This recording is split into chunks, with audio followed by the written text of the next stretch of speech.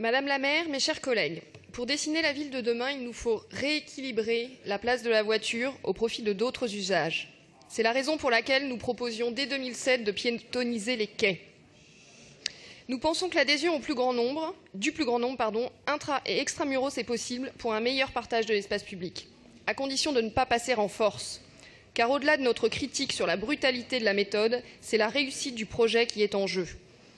Paris a agi seul, sans concertation, en niant le caractère métropolitain des berges et l'impact que cela aurait pour les Franciliens. Et en agissant ainsi, vous avez fait de ce projet une politique pour les Parisiens, mais contre les banlieusards. Votre méthode s'est affranchie de son environnement institutionnel, mais vous n'avez pas tenu compte non plus de l'actualité des travaux dans Paris et sur le réseau ferroviaire francilien.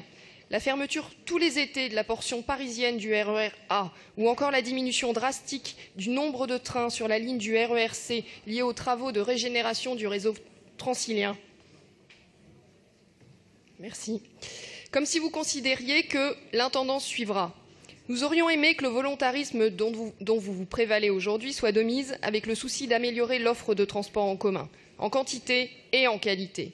Depuis 15 ans, vous auriez dû exiger de la part du STIF que des alternatives soient proposées et que l'offre de transport en commun soit significativement renforcée pour faire face aux transports saturés. Or, aucune offre complémentaire n'arrivera avant 2020, voire 2025, par manque de volontarisme.